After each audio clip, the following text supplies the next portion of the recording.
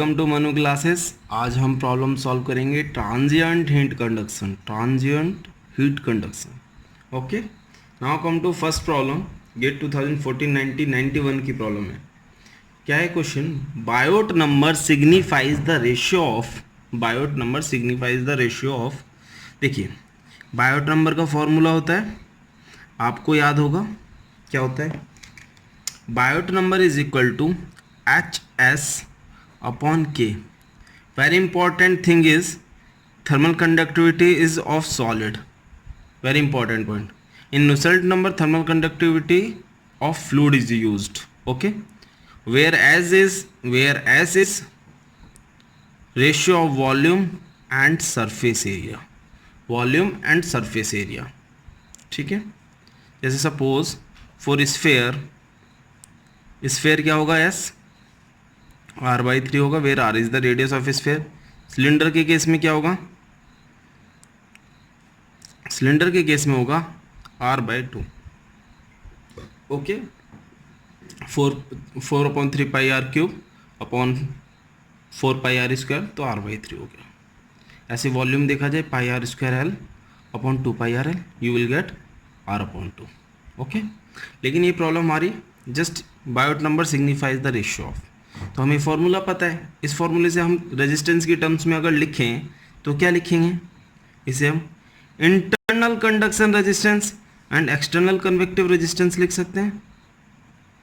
External convective resistance क्यों? क्योंकि हम इस फॉर्म में लिख सकते हैं S/K solid divided by 1/H। Okay, 1/H इस फॉर्म में लिख सकते हैं। आप एरिया का मल्टीप्लाई कर दीजिए एरिया, तो ये क्या हो गया? ये हो गया इंटरनल कंडक्टिव रेजिस्टेंस और ये हो गया external convective resistance. Conductive solid की बात हो रही है, कंडक्टिव बॉडी का रेजिस्टेंस है, और ये एक्सटर्नल कन्वेक्टिव रेजिस्टेंस किसका है?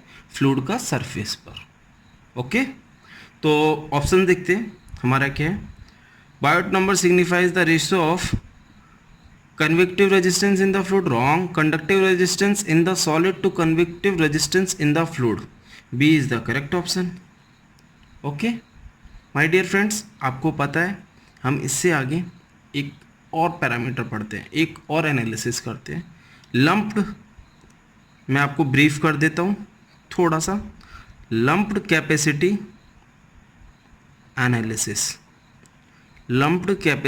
एनालिसिस, ये पढ़ते हैं हम।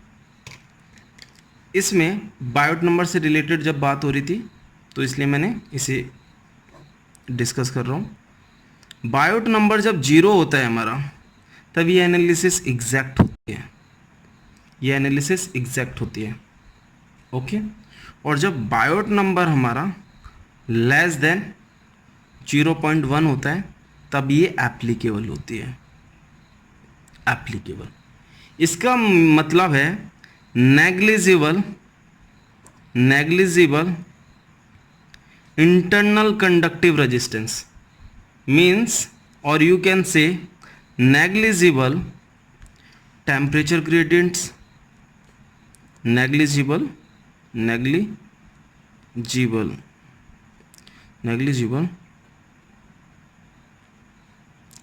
temperature gradient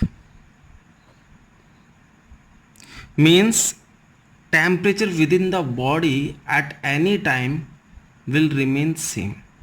जब बॉडी को हम किसी फर्नेस से बाहर निकालते हैं एम्बिएंट में, तो at any point temperature will remain same, but temperature will change with time. Temperature at any point with in the body will remain, temperature at any point with in the body at any instant will remain the same. Okay, और ये negligible temperature gradient means less than 5% temperature gradient. ये बहुत important है, interview में UPSC में कई बार पूछा गया है कि जो बायोट लंप्ड कैपेसिटी एनालिसिस हम करते हैं उसके लिए बायोट नंबर हम जनरली 0.1 से कम कंसिडर करते हैं, लेस देन 0.1 के लिए एप्लीकेबल होती है। तो जो उसमें हम नेग्लिजिबल टेम्परेचर ग्रेडियंट कहते हैं उसका मतलब क्या है, कितना परसेंट हम ले सकते हैं। तो लेस देन 5% टेम्परेचर ग्रेडियंट जब होती है तो हम लंप्ड कैपेसिटी एनालिसिस कंसिडर कर सकते हैं। ठीक है, बहुत इंपॉर्टेंट पॉइंट है। तो आई थिंक आपका ये क्लियर हो गया होगा। Now move on to next problem my dear friends. Now see next problem, GATE to 1989 और 2002 की प्रॉब्लम है। 1989 में तो मैं भी नहीं था जब ये प्रॉब्लम आई थी। ठीक है, तो क्वेश्चन है, the heat transfer process between a body and its ambient is govern by an internal conductive resistance and external convective resistance. The body can be considered to be lumped heat capacity system. My dear friend, मैंने अभी आपको क्या बताया, lumped heat capacity system के लिए Biot number should be less than 0.1। Means Biot number हम जानते हैं कि इंटरनल कंडक्टिव रेजिस्टेंस और एक्सटर्नल कन्वेक्टिव रेजिस्टेंस का रेशियो होता है, और Biot number is less than 0.1। It means ICR internal conductive resistance is less than 0.1 times of external conductive resistance, external convective resistance. तो इससे क्या हो गया, ये हो गया नेग्लिजिबल, नेग्लिजिबल। अब ऑप्शंस भी देख लेते हैं। आपको अगर ऑप्शंस में कंफ्यूजन हो, ICR is greater than ECR, ये रॉन्ग हो गया। ICR is marginally smaller than ECR। My dear friends, ये 0.1 है, 0.9 नहीं है, इसलिए ये भी गलत हो गया। अगर 0.9 होता है तो एक टाइम को हम बोल सकते थे मार्जिनली स्मॉलर। ओके, और ये 0.1 है, 1 नहीं है, तो ये भी गलत हो गया। अगर ये 0.99 समथिंग होता तो ये इक्वल हो जाता। तो इसलिए ये D option is the right answer. ICR is negligible, means temperature gradients are negligible, means less than 5% temperature gradients for lumped heat capacity system. Okay, I think आपको क्लियर हो गया। Now move on to next problem my dear friends. Problem number 3 IAS 2004 की problem है, assertion reason की problem है। देखिए क्या दिया है assertion, in lumped heat capacity system the temperature gradients within the system is negligible. ये मैंने अभी प्रीवियस 2 क्वेश्चंस में भी बताया। In lumped heat capacity system temperature gradients negligible होती है। अब रीजन क्या दिया है, in analysis of lumped capacity system the thermal conductivity of the system material is considered very high respective of the size of the system. ये भी बात ठीक है। क्या होता है, जो सपोज ये मैंने कोई बॉडी कंसिडर कर ली, इसकी जब थर्मल कंडक्टिविटी वेरी हाई होगी, बहुत हाई, बहुत हाई, कितना हाई हो सकता है मैक्सिमम, हमने इन्फिनिटी कंसिडर कर लिया, इन्फिनिट। ठीक है, जब थर्मल कंडक्टिविटी बहुत ज़्यादा हाई होगी तो क्या होगा, बॉडी में डिफरेंट प्लेसेस पे जब बॉडी कूल करेगी एम्बियंट में, यहाँ से हीट रिजेक्ट होगी कन्वेक्शन के थ्रू। टेम्परेचर जैसे यहाँ का डाउन हुआ, थर्मल कंडक्टिविटी इन्फिनिटी होने की वजह से यहाँ का डाउन हो जाएगा, यहाँ का डाउन, मतलब सेम टेम्परेचर, थर्मल कंडक्टिविटी बहुत ज़्यादा हाई होने पर टेम्परेचर ग्रेडियंट्स आर नेग्लिजिबल। समझ रहे हो, थर्मल कंडक्टिविटी की वजह से, due to thermal conductivity very high, temperature gradients delta T upon delta T, temperature gradients, sorry temperature gradient means delta T upon delta X, temperature with respect to location are negligible. ये क्या हो गया, negligible, negligible. Okay, अब बच्चों को confusion होती है sir ए और बी ऑप्शन में। माय डियर फ्रेंड्स, अगर आपको इससे कनेक्ट करना है तो आप बीच में कुछ बिकॉज और ड्यू टू समथिंग इस टाइप का कुछ वर्ड्स ऐड करके देखिए। In lumped heat capacity systems the temperature gradient within the system is negligible because the thermal conductivity of the system material is considered very high irrespective of the size of the system। बिल्कुल fit बैठ रहा है, means R is the correct explanation of A, तो जिसकी वजह से option A is the correct answer। तो समझ गए, आप इस तरह से कनेक्ट करके देखिए और कनेक्ट होता है, फिट बैठता है बिल्कुल प्रॉपर, तो R is the correct explanation of A, और कोई रिलेशन ही नहीं है एक दूसरे में, और ऑप्शन सॉरी एसर्शन ए भी राइट है और रीजन आर भी राइट है, तो answer would be B. Okay, आपको समझ में आ गया होगा। Now move on to next problem my dear friends. Now see question fourth. A low value of time constant. A low value of time constant can be achieved by. First thing you should be clear. You should be very clear about time constant. Time constant का formula क्या होता है? Time constant होता है rho V C upon H A, और ये आपको term कहाँ पर मिलती है? जब आप लम्प्ड कैपेसिटी सिस्टम की एनालिसिस करते हैं और उसमें आपको टेम्परेचर डिस्ट्रीब्यूशन की इक्वेशन मिलती है या टेम्परेचर डिस्ट्रीब्यूशन मिलता है, उसमें आपको ये टर्म मिलती है, वहाँ पर होता है H A upon rho V C, और तो हम उसे टाइम कांस्टेंट को क्या डिफाइन करते हैं? Rho V C upon H A. My dear friend, here rho is the density of material, V is the volume of material, C is the specific heat capacity of material, H is the heat transfer coefficient, A is the surface area. तो question में can be achieved by a low value for better response time constant should be low. तो time constant की value low होने के लिए क्या चाहिए हमें? हमारी डेंसिटी कम होनी चाहिए. डेंसिटी, टाइम कांस्टेंट को अगर आपको कम करना है तो हमारी डेंसिटी क्या होनी चाहिए? कम होनी चाहिए. अगर रो कम होगा तो टो कम होगा. ठीक है. स्पेसिफिक हीट कैपेसिटी लो होनी चाहिए.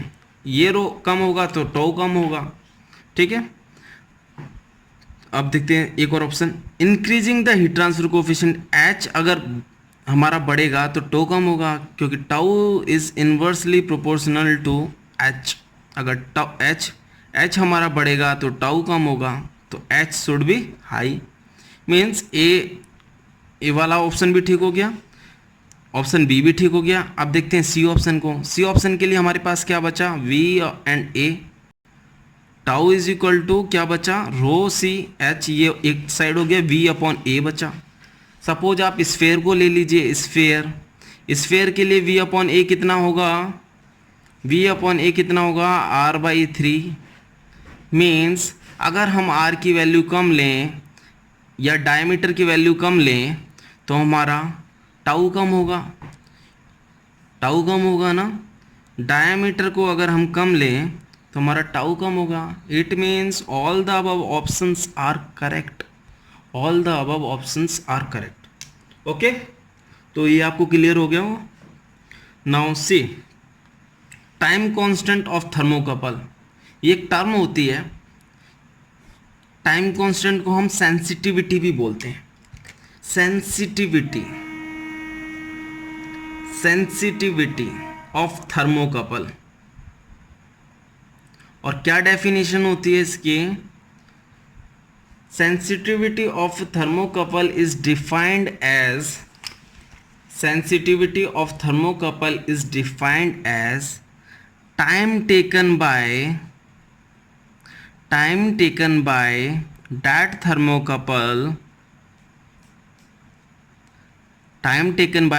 thermocouple to reach, इसे याद कर लेना, to reach 63.2% of its initial temperature difference. Means जो उसका इनिशियल टेम्परेचर था और जो एम्बिएंट टेम्परेचर था उसका डिफरेंस. इस टेम्परेचर डिफरेंस को हम स्टडी स्टेट वैल्यू भी बोलते हैं. स्टडी स्टेट वैल्यू मीन्स अगर आपको क्वेश्चन आता है और इस तरह से पूछ ले कि the sensitivity of a thermocouple is defined as the time taken to attain 63.2% of its steady state value, तब भी option B would be right. Option B would be right. Okay, sensitivity की आपको डेफिनेशन पता होनी चाहिए. Sensitivity of a thermocouple, time taken by that thermocouple to reach 63.2% of its initial temperature difference. My dear friends, lumped capacity system की best application अगर आपको देखनी है, लंप्ड कैपेसिटी सिस्टम कि अगर आपको बेस्ट एप्लीकेशन देखनी है तो वो एप्लीकेशन है temperature measurement by thermometer. Temperature measurement by thermometer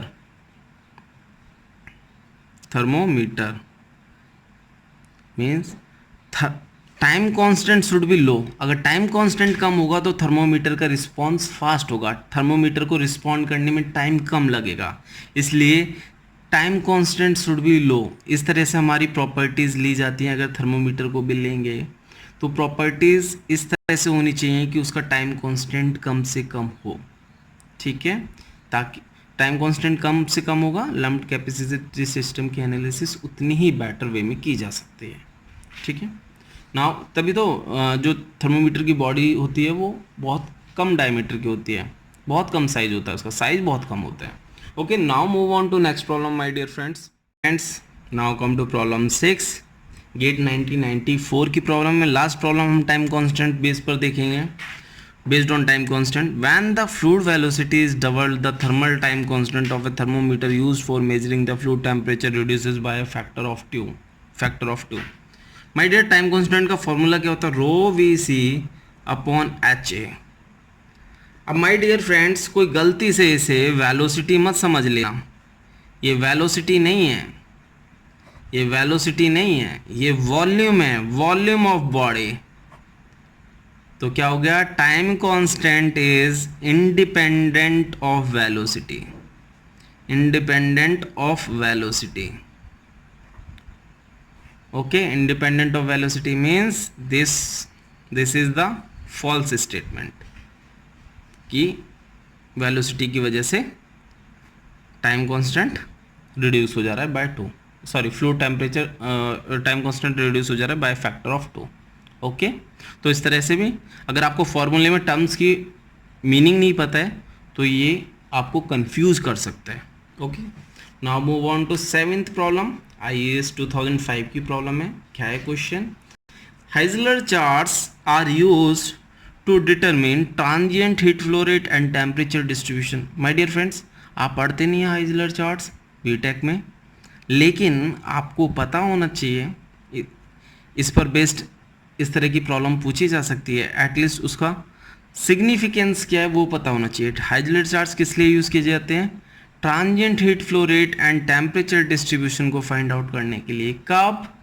जब बायोट नंबर की वैल्यू कितनी हो?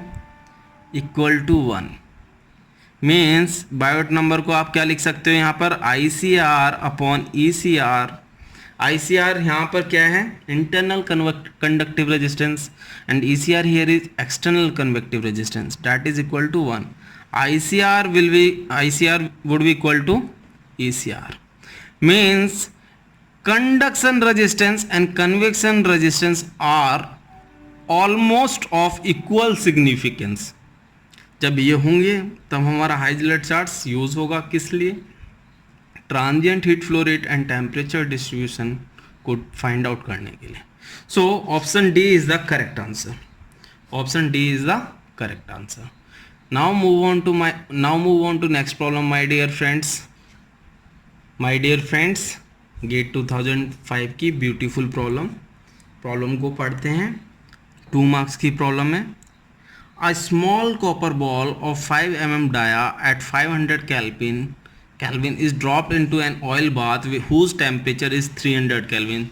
The thermal conductivity of copper is 400 watt per meter Kelvin. Its density 9000 kg per meter cube and specific heat 385 joule per kilogram Kelvin. If the heat transfer coefficient is 250 watt per meter square Kelvin and lumped analysis is assumed to be valid. ये इसने अच्छा किया, हमें ये already mention कर रखा है, otherwise हमें बायोट नंबर फाइंड आउट करना पड़ता, फिर क्रॉस चेक करना पड़ता है कि Biot number is less than 0.1 है या नहीं है, वैलिड है या नहीं है। लेकिन जनरली होता है, अगर आपको यहाँ पर वैल्यूज़ दे रखी हैं तो आपका जनरली होगा। The rate of fall of temperature at the beginning of cooling will be in kelvin per second. My dear friends, आपको एक लाइन दे रखी है, lumped analysis is assume to be valid. Means आपको ऑलरेडी ये दे रखा Biot number is less than 0.1, और जब आपको पता है कि बायोट नंबर लेस देन 0.1 है, लम्प्ड एनालिसिस वैलिड है, तो आपको टेम्परेचर डिस्ट्रीब्यूशन की इक्वेशन पता होती है। T minus T infinity upon Ti minus T infinity is equal to e to the power minus HA upon rho V C into T. Here T is the time in second, H heat transfer coefficient, A is the surface area, V is the volume, rho is the density of material, and C is the specific heat capacity. T T infinity is the ambient temperature, Ti is the initial temperature, T is the temperature after time T, at time T. Okay, तो my dear friends हमारे पास ये relation है. अभी हम पहले हमें क्या क्या दिया हुआ है हम उसे नोट कर लेते हैं. ओके, तो देखते हैं. हमें डायमीटर दिया है कॉपर बॉल का, बॉल दे रखा है, ये इंपॉर्टेंट है, इट मीन्स हमें स्फीयर दे रखा है. Diameter 5 mm, temperature at 500 kelvin is dropped into, initial temperature आपको 500 केल्विन दे रखा है. Ambient temperature means oil bath temperature T infinity आपको 300 केल्विन दे रखा है. थर्मल कंडक्टिविटी ऑफ कॉपर आपको 400 वाट पर मीटर केल्विन दे रखी है. डेंसिटी आपको 9000 किलोग्राम पर मीटर क्यूब दे रखी है. स्पेसिफिक हीट 385 दे रखा है आपको. हीट ट्रांसफर कोफिशिएंट 250 वाट पर मीटर स्क्वायर केल्विन. इतना आपको डाटा दिया है और आपसे क्या पूछा, rate of fall of temperature. Rate means del by del T, del small T. और किसका fall of temperature means you have to find delta T upon del T, rate of fall of temperature at the beginning of cooling. At the beginning of cooling means, beginning means time is 0, T is equal to 0 पर आपको find out करना है. किसमें, in kelvin per second my dear. तो हम देखते हैं इसे कितना सिंप्लीफाई कर सकते हैं. T minus T infinity is equal to T I minus T infinity e to the power minus H A upon rho V C T. Okay, इतना हो गया. T is equal to T infinity plus T I minus T infinity e to the power minus H A upon rho V C T. My dear friends, अब इसे differentiate कर देते हैं with respect to time. Ambient temperature with respect to time change होगा नहीं, 0. ये भी temperature constant है, ये बाहर ले लिए. E to the power minus H A upon rho V C T into minus H A upon rho V C. Differentiate करके ये आ गया. ओके, अब इसे देखते हैं. Time t is equal to 0, ये t पर था, ठीक है. अब time t is equal to 0 पर, time t is equal to 0 पर टी आई माइनस टी इन्फिनिटी ऐसे ही रहेगा. T I minus T infinity same रहेगा. यहाँ टर्म t 0 हो जाएगी तो ये पूरा 0 हो जाएगा. E to the power minus 0, E to the power 0, E to the power 0 कितना होता है, 1. अब इसकी वैल्यू रख देंगे हम rho V C. Okay, T I हमारा कितना था, 500. ओके, टी इन्फिनिटी कितना था हमारा, 300. You can check here. Minus H कितना है, heat transfer coefficient 250. A upon V नहीं लिखेंगे हम, डायरेक्ट क्या करेंगे, आपको ये याद होना चाहिए सरफेस के केस में V upon A is equal to कितना होता है, डी बाई 6. आर बाई 3 होता है तो डी बाई 6 लिख सकते हैं, ठीक है. डेंसिटी 9000, स्पेसिफिक हीट 385 और v अपॉन ए को आप कितना लिखोगे, d by 6. D here is 5 mm, तो मीटर में कन्वर्ट कर लीजिए. ओके, ये आ गया.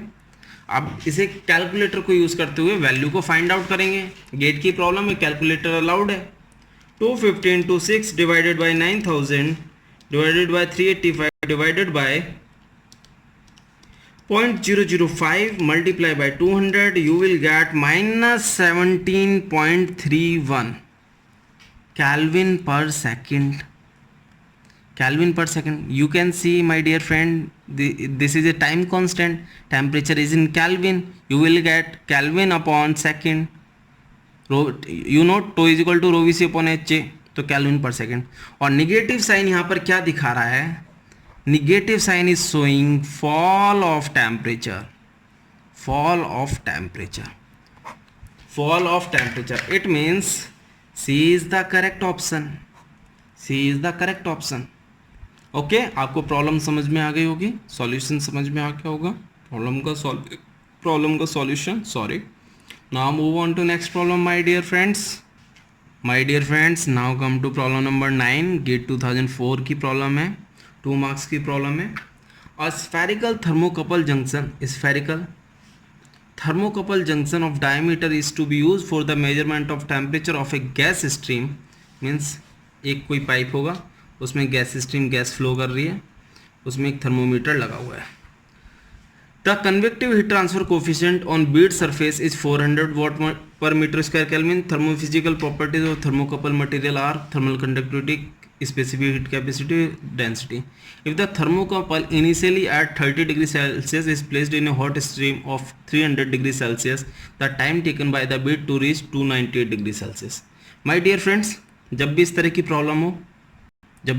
प्रॉब्लम हो सबसे पहले आपको बायोट नंबर फाइंड आउट करना है. जहाँ पर भी ये इस तरह से स्टेटमेंट दिया हो, इफ़ द थर्मोकपल इनिशियली इस टेम्परेचर पर था, फिर उसे एम्बिएंट फ्लूइड में रख दिया गया, तो वहाँ पर हमारा आता है ट्रांजिएंट हीट कंडक्शन. तो पहले तो आपको, जब आपके सामने गेट में सारी प्रॉब्लम्स एक साथ होंगी, तब आपको आइडेंटिफाई करने में थोड़ा लॉजिक यूज़ करना होगा कि ये प्रॉब्लम ट्रांजिएंट हीट कंडक्शन से बिलोंग करती हैं. अभी तो मैं ट्रांजिएंट हीट कंडक्शन की प्रॉब्लम करा रहा हूँ, तो आपको तो तुरंत क्लिक हो गया कि ये तो इस न्यूमेरिक इस फॉर्मूले से सॉल्व होगी. लेकिन जब आपके सामने एक साथ काफ़ी सारी प्रॉब्लम्स होंगी, उस टाइम आपको लॉजिक यूज़ करना होगा. ओके, तो बायोट नंबर आपको पता करना है पहले कि बायोट नंबर को वैलिड कर भी रही है नहीं कर रही, sorry lump heat capacity system को वैलिड कर भी रही है नहीं कर रही है. लेकिन माय डियर फ्रेंड्स, जनरली क्या होता है, जब आपको वैल्यूज़ दे रखे हैं तो ये डेफिनेटली कर रही होगी, ठीक है. लेकिन फिर भी हम करके देखेंगे, क्योंकि हाँ टाइम की तो कोई लिमिट है नहीं. तो पहले हमें जो डाटा दिया हुआ है उसे नोट डाउन करते हैं. डायमीटर दे रखा है, स्फेरिकल सरफेस है, डायमीटर दे रखा है, ठीक है. हीट ट्रांसफर कोफिशिएंट दे रखा है आपको 400 watt per metre square kelvin.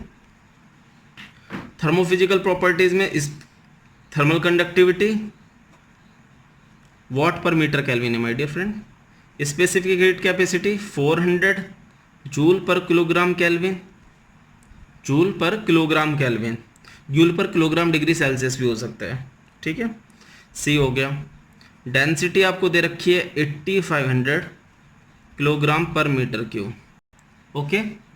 Initial temperature आपको दे रखा है 30 डिग्री सेल्सियस, और एम्बियंट मीन्स हॉट स्ट्रीम, उसके लिए एम्बियंट का वर्क करेगी, उसका 300 डिग्री सेल्सियस. फिर आपसे पूछ रहा है time taken by the bead to reach, time आपको फाइंड आउट करना है, और किस टेम्परेचर तक पहुंचने के लिए 298 डिग्री सेल्सियस. तो माय डियर फ्रेंड्स, आपको पता है स्फेरिकल शेप के लिए एस क्या होता है, एस होता है हमारा d/6 characteristic length, S is equal to r/3, r/3 can be written as d/6. तो यहाँ हो गया hd/6. हीट ट्रांसफर कोफिशिएंट कितना है हमारा 400, डायमीटर 0.706 mm है, तो मीटर में तो और कम हो जाएगा. थर्मल कंडक्टिविटी कितनी है 26. अब कैलकुलेटर का यूज़ करेंगे.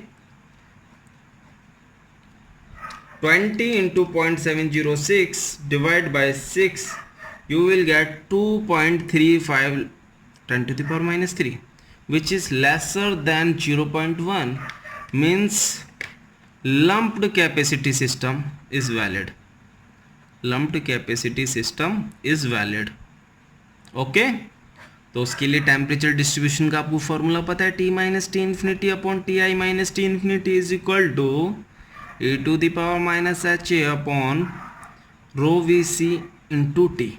इस फॉर्मूले में जल्दी से वैल्यूज़ रखते हैं और आंसर को फाइंड आउट करते हैं. 298 minus 300, 30 minus 300 is equal to e to the power minus h कितना है 400. a और b की वैल्यू नहीं रखेंगे, v अपॉन a को d/6 रखेंगे. Okay. Density 8500, specific heat 400, diameter 0.706 into 10 to the power minus 6. Time हमें फाइंड आउट करना है माय डियर. अब डायरेक्ट कैलकुलेटर का यूज़ करते हुए ब्यूटीफुल आंसर लाते हैं हम. 298 minus 300 divided by 30 minus 300. Now take log.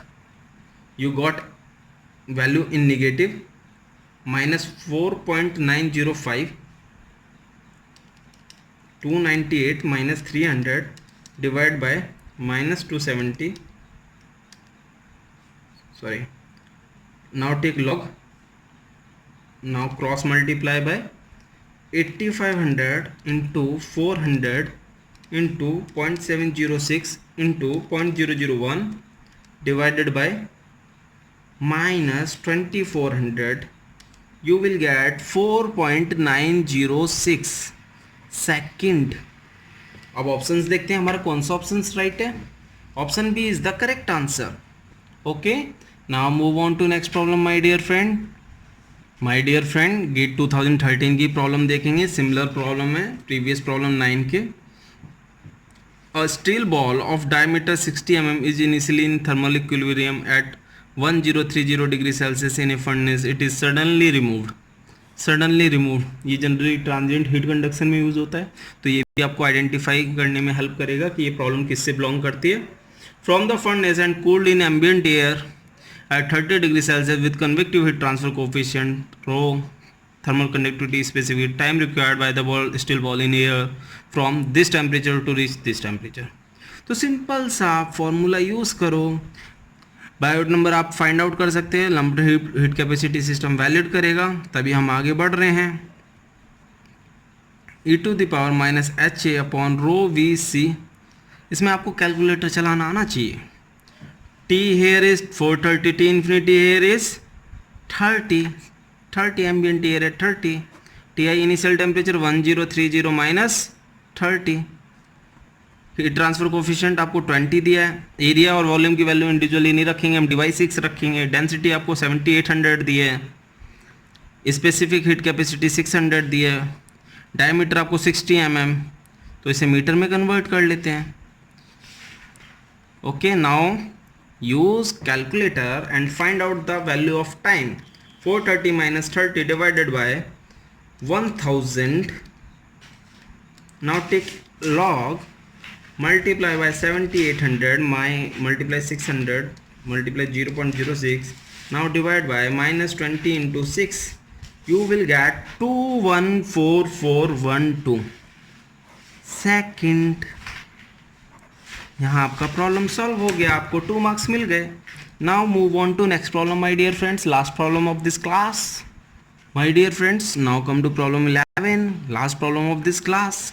Problem को रीड करते हैं. गेट 2011 की प्रॉब्लम है. A spherical steel ball of 12 mm diameter is initially at 100 Kelvin.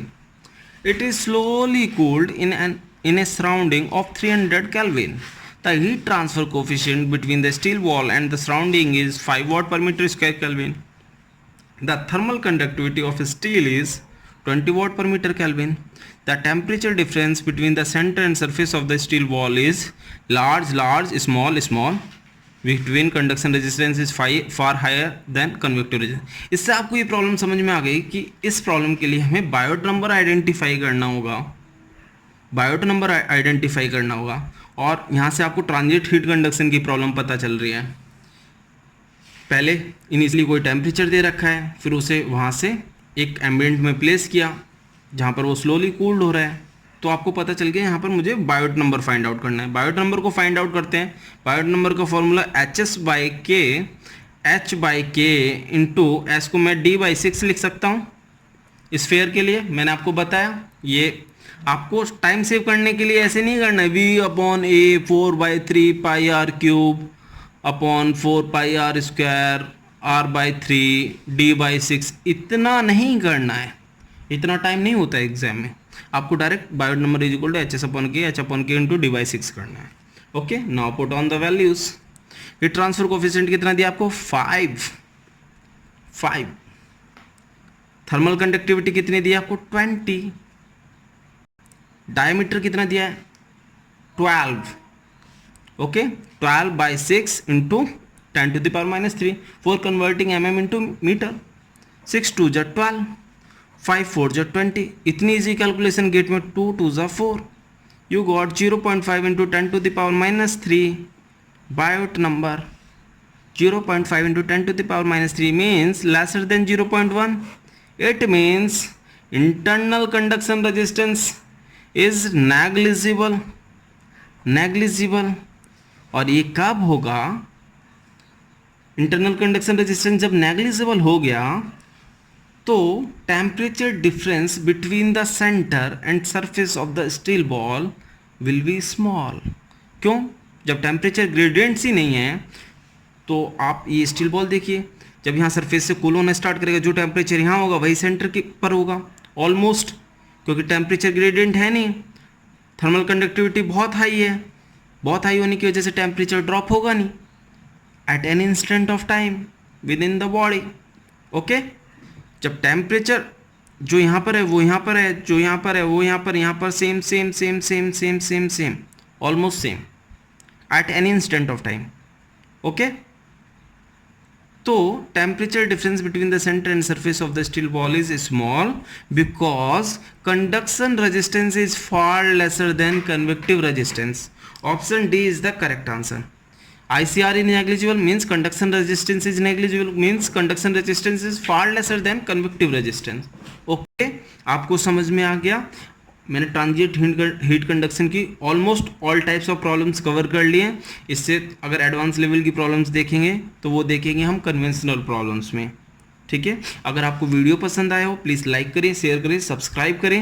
Regular updates के लिए please ring the bell. Thank you so much.